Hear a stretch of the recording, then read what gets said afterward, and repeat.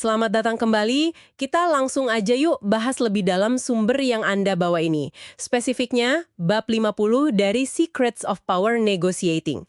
Fokus kita nih mau bedah soal karakteristik pribadi yang katanya penting banget buat jadi negosiator andal. Betul sekali.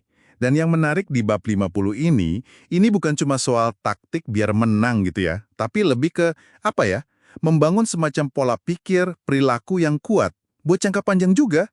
Jadi soal siapa diri kita pas lagi negosiasi. Oke. Mari kita mulai dari yang pertama disebut di bab ini. Keberanian buat menggali informasi lebih lanjut. Pentingnya bertanya gitu ya. Tapi nggak berisiko kelihatan kayak nggak siap atau malah bikin pihak lain nggak nyaman kalau kita terlalu banyak tanya. Gimana tuh? Justru sebaliknya ya, bab 50 ini melihat keberanian bertanya itu sebagai, kekuatan dasar. Pertanyaan, bahkan yang kelihatannya simpel atau mungkin agak sulit, itu alat utama buat ngecek asumsi kita. Tanpa berani gali, kita kayak negosiasi, tapi ya gelap-gelapan aja, cuma nebak-nebak apa sih yang penting buat mereka, batasannya di mana. Jadi bab ini kayaknya mau bilang kalau resiko nggak nanya itu jauh lebih gede daripada resiko kelihatan penasaran. Ini soal ngumpulin intelijen negosiasi lah. Oh gitu.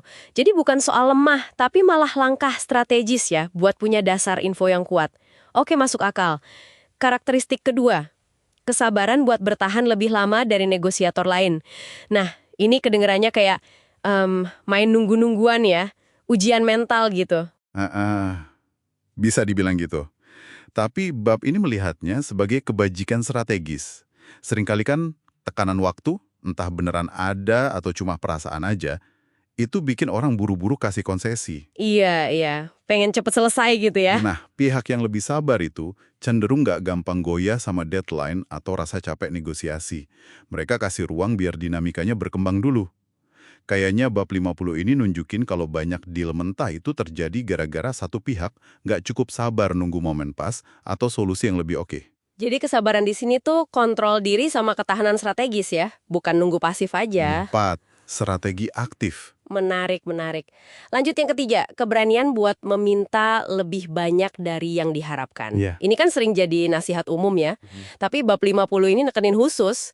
Gimana bab ini ngejelasinnya biar permintaan tinggi itu nggak kelihatan serakah atau nggak realistis, tapi justru langkah cerdas. Kayaknya bab 50 melihat ini sebagai langkah penting buat nyiptain ruang negosiasi. Jadi dengan pasang target awal yang ambisius, tapi tetap ada dasarnya ya. Nggak asal, Anda itu secara psikologis kayak nahan diskusi di level yang lebih tinggi. Oh, kayak pasang patokan awal gitu ya? Betul. Ini ngasih Anda fleksibilitas buat nanti kasih konsesi ya. Hal-hal yang Anda lepasin sedikit, tanpa ngorbanin tujuan utama Anda.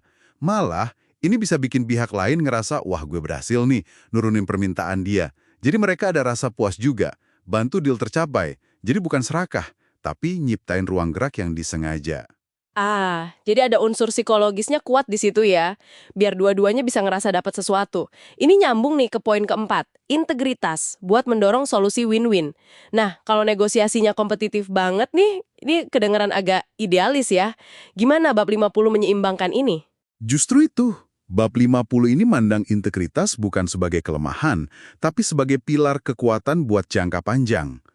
Ya, meskipun negosiasi sering ada tarik ulur kepentingan, bab ini nekenin kalau negosiator yang paling efektif itu ngerti nilai dari kesepakatan yang bisa diterima dan dijalanin dua belah pihak.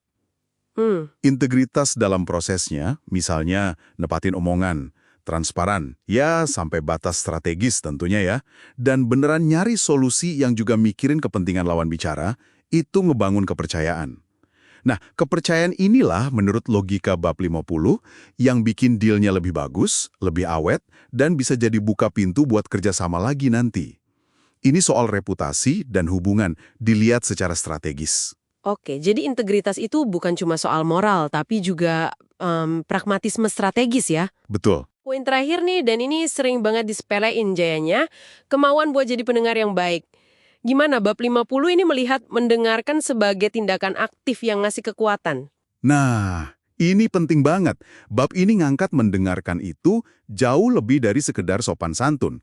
Mendengarkan secara aktif benar-benar fokus memahami sudut pandang, kebutuhan, kekhawatiran, bahkan emosi pihak lain, itu cara paling efektif buat ngumpulin info penting yang mungkin gak bakal diomongin terang-terangan. Maksudnya nangkep yang tersirat gitu ya? Heeh, nangkap sinyal-sinyal tersembunyi, ngerti prioritas yang nggak diucapin, nemuin potensi tukar-menukar trade-off yang bisa nguntungin dua pihak.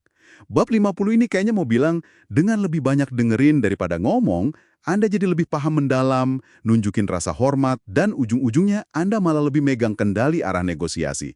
Kenapa? Karena Anda kerja pakai info yang lebih lengkap dan akurat. Luar biasa. Jadi kelima karakteristik ini, berani tanya, sabar, berani minta lebih, integritas buat win-win, sama mau jadi pendengar yang baik, ini semua menurut bab 50 jadi, apa ya, ramuan pribadi gitu ya, buat negosiator yang beneran kuat. Dan ini saling melengkapi ya kan?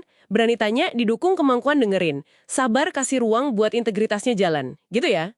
Tepat sekali. Mereka kayak membentuk semacam ekosistem internal gitu buat si negosiator. Nah, sebagai penutup nih, mungkin ada pertanyaan buat Anda renungkan sendiri. Kalau Anda cuma bisa milih satu aja dari 5 karakteristik ini buat diasah secara sadar di negosiasi Anda berikutnya, sekecil apapun itu, misalnya nambah satu pertanyaan berani, atau nambah 5 menit sabar, atau fokus dengerin tanpa motong 2 menit aja, karakteristik mana yang bakal Anda pilih dan kenapa?